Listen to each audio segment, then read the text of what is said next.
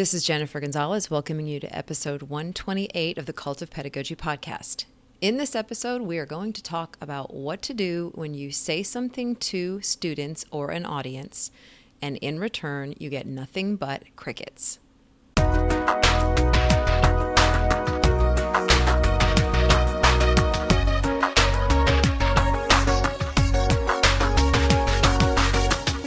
All right, this one's going to be a little quicker.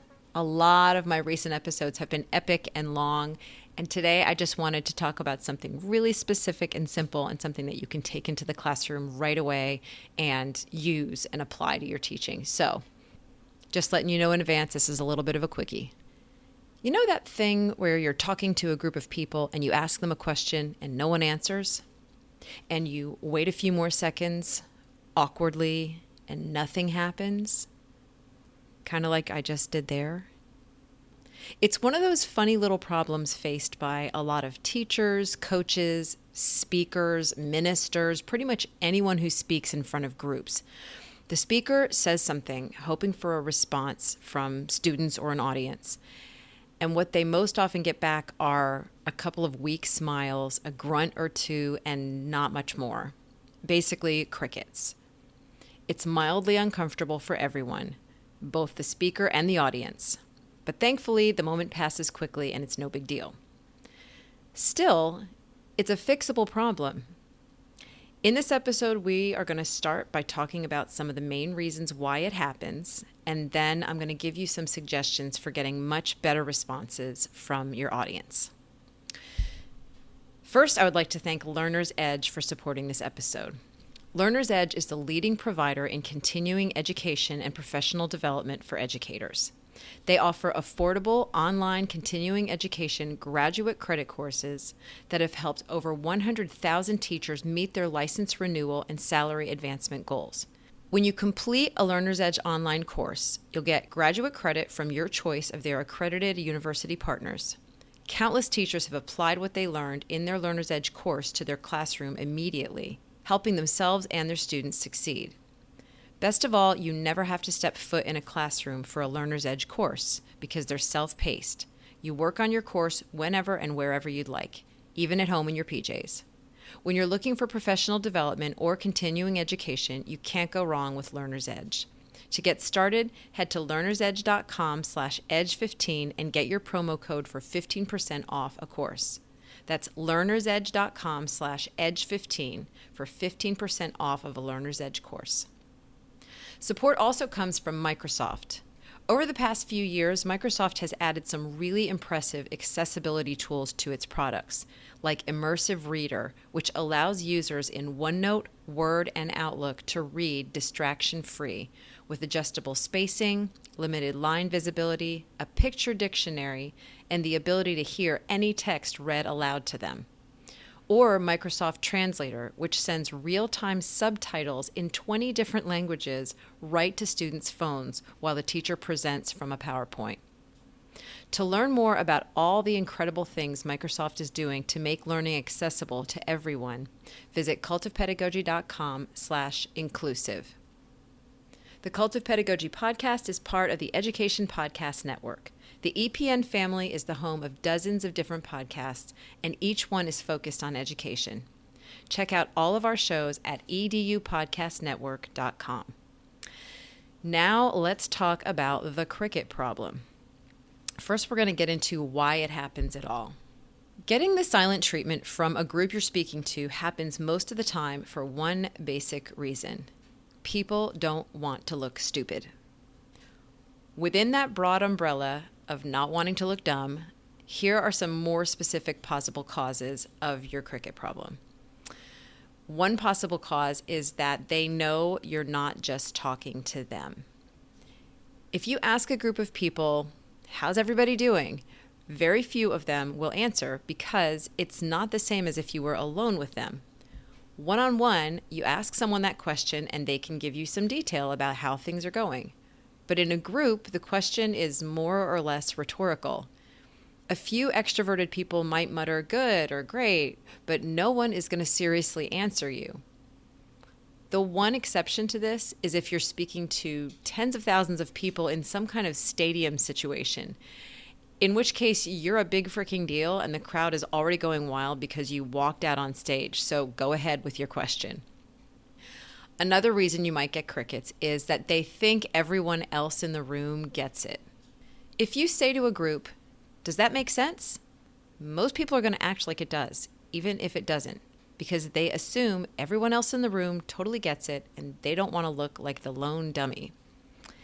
Instead of telling you it doesn't make sense, what they'll do is either A, turn to someone else to ask a clarifying question, which can look to you like rude chit-chat, or B, come up to you after your presentation and ask the questions then.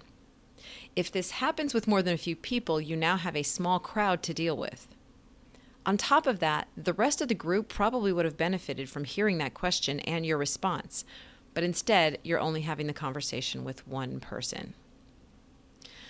Another reason people don't respond to your question could be that you're asking for too much. Some questions are too hard to answer on the spot. For example, if you ask, "What is your favorite song?" some people will rack their brains trying to think of a song they like more than any other, the song that totally defines them as a person. But if you just ask them to think of a song they really like, that's much easier. Another reason that your audience may not be very verbal when you ask a question is that someone else in the room is intimidating, and that someone might actually be you. When we are in the presence of someone who intimidates us, it gets a lot harder to speak up publicly, especially if there's a chance that what we say might be wrong or different from the norm in any way. This is about 1,000 times more true if you're around 13 years old and your whole goal in life is to fit in. So if you have a group that is especially silent, consider who's in the room. Just one super popular kid, or a person who is not particularly nice to her peers, may be all it takes to keep the rest of the class from opening their mouths. Or the intimidating person might even be you. If you have ever ridiculed students' questions or their responses to questions you have asked, very few of them will be brave enough to keep sticking their necks out. Finally, another reason you might be getting crickets is that your audience does not know what the heck you're talking about. Silence could mean that your audience is just really confused. This is where it helps to be a good judge of facial expressions. If people in an audience are confused, many of them will show it right on their faces. But if you're not generally good at noticing that kind of thing, it could help to have a colleague come in and observe. So those are some of the reasons why when you throw questions out to a group, you don't get responses back. They don't realize who exactly is supposed to answer. They think everybody else in the room gets it. Maybe you're asking a question that's just too difficult to answer. It could be that there's somebody else in the room who's sort of intimidating them, or they're just confused, period. So now we are going to talk about some more effective ways to increase audience participation than just throwing out those sort of random questions like, how's everybody doing? Does everybody understand? Are there any questions? How was your weekend? If you don't get good answers, here are some better ways to get your students or your audience, if you're speaking outside of a classroom, to actually answer you and participate more. The first suggestion is explain what kind of response you want. Sometimes audiences freeze up when you ask a question because they aren't sure what kind of response you want, if any. So the more specific you are with your expectations, the better they will be at giving you what you want. For example, you could say, in a minute, I'm going to ask a question. What I want you to do first is think quietly about your answer. Then I'm going to ask for 3 volunteers to share their answer with the group. Specific instructions like that will put your audience more at ease, and they'll be more likely to give you good responses. The second suggestion is ask for a show of hands. As long as you're asking about something people won't be embarrassed to admit, and that at least some people in your audience will probably say yes to, this is a perfectly fine way to get a conversation going. So rather than say, how was everyone's weekend? You could say, how many people watched a sporting event this weekend? Because you're pretty likely to get some hands for that. So then from there, you can go to one of the people who raised their hands, ask them what they watched, and then you're off and running. A third way that you can get better participation is to ask one person a direct question. So we established earlier that everyone in your audience knows that you're not speaking only to them. So when you throw out a question to the room, individual people aren't likely to move the spotlight to themselves. But if you go to one person directly and ask them a question, they have to respond. So instead of saying to everybody, "What did you think of the movie we watched yesterday?"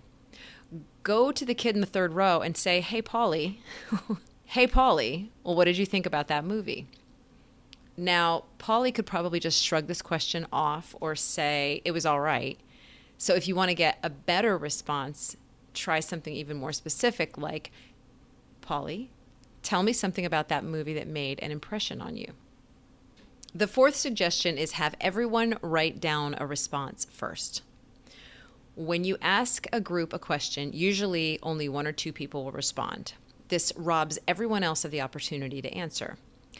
If this happens over and over again in the same group, many participants won't even think about their own response because they'll know one of the more talkative people is going to answer anyway. One way to solve this problem is to have everyone write down a response to the question first. Then you call on a few people to share what they wrote. This way, even if the room only hears a few responses, everyone actually reflected on and answered the question. And when you give everyone time to process in this way, you're more likely to get more and different volunteers than if you just ask the room cold. That's because some people need more processing time before they feel confident enough to share their thoughts. In their book, Total Participation Techniques, Persida and William Himmeley tackle this problem with dozens of strategies like this one that get every person in the room participating. And I've got a link to that book over on the website. The fifth suggestion for getting more participation is use Think, Pair, Share. Instead of having everyone write an answer, you could instead just have them turn to a partner and respond to them. And this is what we call Think, Pair, Share. Because they think of their answer, they turn to a partner in a pair, and then they share their answer with them. This technique is useful for meaty, content-heavy questions where participants are processing something they've learned, or just your basic conversational ones. So try it. The next time you're about to say, "Hey, how's everyone doing?" to a large group, instead, try telling them to turn to a partner and answer that same question. If someone in the room is having a crap day, this may be the first opportunity they've had to actually share that with someone and maybe feel a little bit better as a result. The sixth suggestion is do a better check for understanding. If you regularly ask, "Is that clear?" or "Does everyone understand?" you probably already know that this doesn't always tell you who needs more help. Instead, give participants tools to let you know when they are confused. You could ask everyone to give you a thumbs up or a thumbs down signal to indicate whether they're getting what you're saying. Or you could have them hold up colored response cards that can serve as answers to a multiple choice question. So for example, if you're talking about the difference between a couple of different things and maybe the red indicates the A answer and the blue indicates the B answer or something like that, you could do a bunch of multiple choice questions where they hold up one or the other. Then you know right away who understands and who doesn't. You could also use those colors for, red meaning I don't understand, green meaning I do understand, yellow meaning like, I'm not sure, I've got some questions. There's a lot of different ways that you can have them signal to you whether they're getting it or not. And then finally, as part of a check for understanding, and I mentioned this in episode 114, part of the episode that was called Let's Give Our Teaching Language a Makeover, simply switching from "Are there any questions?" to "What questions do you have?" tends to get many more people to actually ask questions. So bottom line, if you feel like you're doing all the talking up there and you want to get more from the people listening to you, you might just need to make a few small changes to your delivery to turn a one-way lecture into a much better conversation. For links to the resources mentioned in this episode, visit cultofpedagogy.com, click podcast, and choose episode 128. To get a weekly email from me about my newest blog posts, podcast episodes, and products, sign up for my mailing list at cultofpedagogy.com/subscribe. Thanks so much for listening and have a great day.